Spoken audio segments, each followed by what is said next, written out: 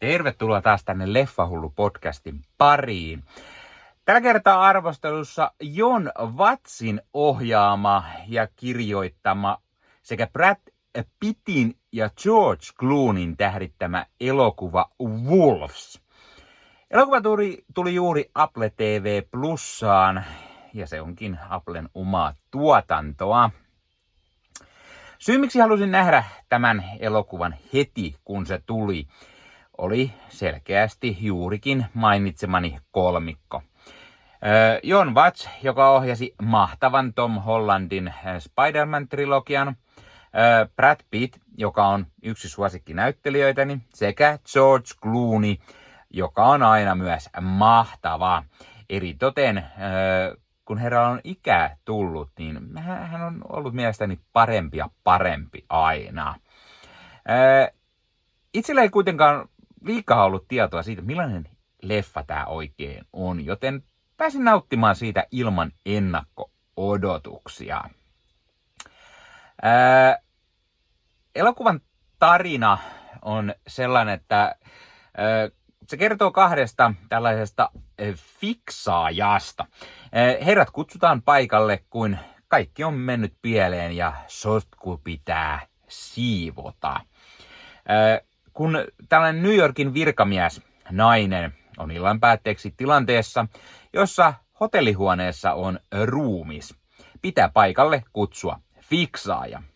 Mutta kun fiksaajia tuleekin paikalle 2, tilanne muuttuu yhtäkkiä erilaiseksi ja vielä vaikeammaksi kuin pitikään. Alkaa tällainen komediallinen rikostrilleri. Nämä 2 herraa, eli yksinäiset sudet, Wolves, on tottunut aina toimimaan yksin, mutta kun heidät pakotetaan vastahakoisesti toimimaan yhdessä, syntyy tällainen komediallinen rikostrilleri. Ja jotenkin se toimii mun mielestä tosi hyvin. Mä en odottanut, että tässä on niin paljon huumoria, mutta jotenkin just varsinkin Brad Pitt ja George Clooney, se kemia, se toimii todella hyvin yhteen. Tämä tarina on varsin toimiva, vaikka siinä on vähän ennalta arvattavia asioita, mutta mun mielestä se on hyvä ja mä pidin siitä. Ja mä pidin myös tosi paljon tästä pääkaksikosta. Heidän se keskinäinen kemia ja se kilpailu ja semmoinen vittuilu toisille koko ajan. Ja siis Brad Pitt ja George Clooney vaan on pirun karismaattisia äijiä. Ja molemmilla herroilla on niinku sitä karismaa, jota voi antaa vaikka muillekin. Mutta se vähän yllätti, että tää on tämmönen buddy comedy elokuva. Mutta se on myös rikostrillerin yhdistelmä. Tässä on vähän semmoista nuoratyylistä menoa. Muistuttaa paikoin vähän Mad Max-pelejä, siis nimenomaan pelejä, ei sitä kauheat leffaa. Ja niistä peleistäkin eka 2. Tässä on semmoinen, ehkä se New York, semmoinen lumisuus tulee vähän niin kuin mieleen. Tämän tapahtumat sijoittuu 1 yön kulkuun. Kikka, jota on käytetty tietty ennenkin, mutta se sopii tosi hyvin tähän. Ja tässä on tosi hyvät musat, mitkä tulee myös niin kuin oikein mahtavasti esille ja kuljettaa. Niin kuin koko ajan leffan edetessä tulee semmoista hyvää, just semmoista niin kuin rikostrillerimäistä fiilistä kovasti ja se niin kuin toimii tosi hyvin. No mitäs sitten muut näyttelijät? Eli tosiaan George Clooney, Brad Pitt toimii mahtavasti, kuten aina. No sen lisäksi tässä on Amy Ryan, joka on Margaret. Se on se New Yorkin virkamies. Ja hän toimii varsin hyvin roolissaan. Sitten on Austin Abrams, joka on nuori Sally. Ei hänelle anneta edes nimeä tässä leffassa varmaan. Hän joutuu tähän mysteeriseen illan tapahtumiin hyvin mielenkiintoisella tavalla. Ja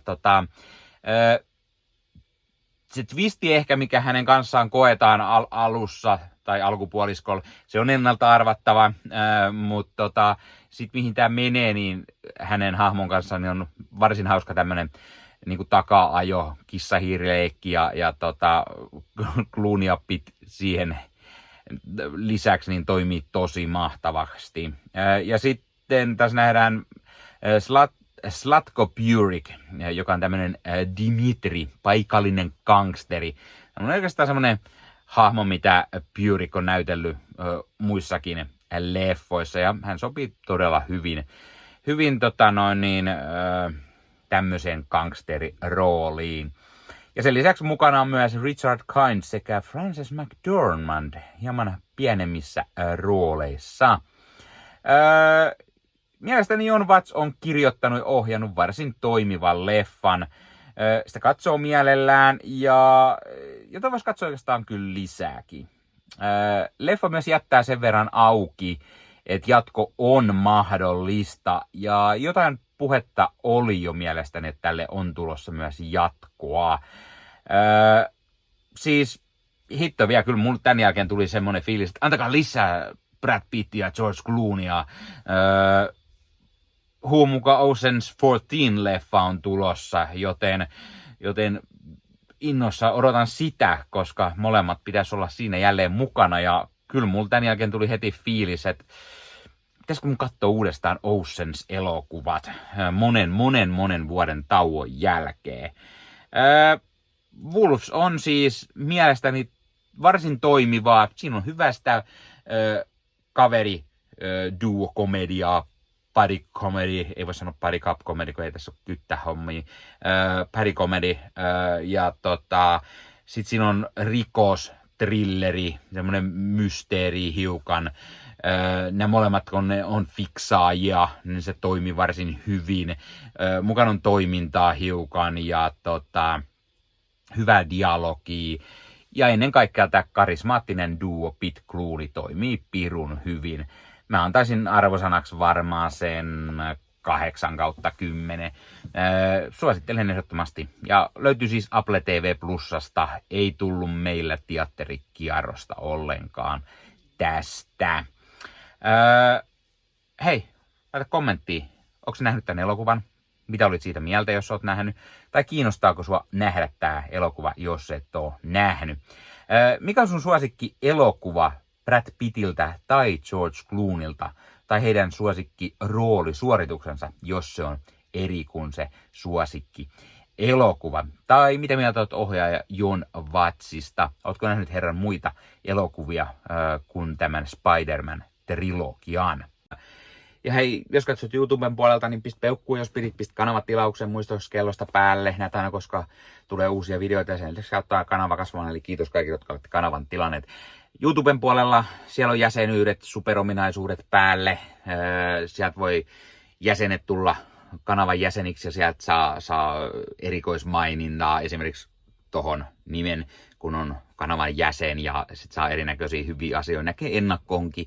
Esimerkiksi tämänkin on nähnyt varmasti jo aikaisemmin, jos on kanavan jäsen, tämän videon sieltä ja muita videoita tulee. Esimerkiksi täällä on paljon täällä leffahuoneessa kaiken näköistä, mistä on tulossa lähiaikoina varmasti video, niin niitäkin näkee sitten ennakkoon, kun on kanavan jäsen. Joskus tulee jopa pelkästään jäsenille tarkoitettuja videoita.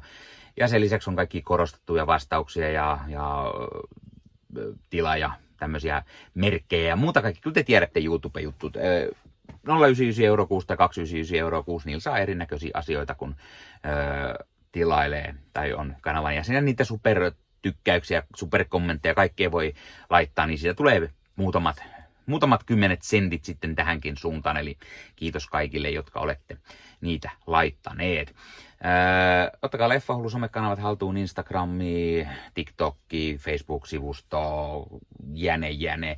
Meikäläinen tekee Marvel Podcast Suomea, Star Wars Podcastia ja sitten sen lisäksi meikäläinen kuuluu Leffamediaan, jos on yli 30 sisältötuottajia, jotka rakastavat leffoja ja sarjojen katsomista, niiden arvostelemista ja kaikkeen leffoja ja sarjoihin liittyvää. Sieltä löytyy leffa- ja sarja-aiheiset uutiset, huhut, trailerit, sieltä löytyy haastatteluja, kaikennäköistä leffa- ja sarja-aiheista. Ja jos taas haluat ostaa fyysisiä leffoja, niin suomikassu.fi verkkokaupasta voi käydä ostamassa itselleen 4K DVDtä, Blu-raytä. Siellä kun käyttää koodia Leffahullu, saa 5 € alennusta, kun ostaa yli 60 €. Mikä se mukavampaa? Pikkualennus, kun ostaa leffat ja sarjaiset hyllyyn, koska koskaan ei voi tietää, koska kun suoratoistopalvelu lähtee muokkaamaan leffoja, poistamaan niitä valikoimastaan, usein kuvan ja äänenlaatu kärsii, koska suoratoistopalvelujen bittivirta ei riitä. Kun leffa on fyysinä hyllyssä, siinä on paras mahdollinen kuvan ja äänenlaatu, ja silloin niin kuin tietää, että varmasti saa laatu. Sen lisäksi fyysinen leffoissa on esimerkiksi bonusmateriaaleja elokuvan tekemisestä. Ostat jonkun erikoisjulkaisun, tyylikäs steelbook vaikka, tai premium-julkaisu, niin tulee kaikennäköistä lisähärpäkettä myös mukana, magneetteja, julisteita, kirjasta, vihkosta sen leffan tekemisestä, kaikennäköistä muuta mukavaa. Sen takia fyysinen formaatti on aina jees. No niin, tämä oli Leffoilu podcast tällä kertaa. Ei muuta, ensi kertaa. Se on moro.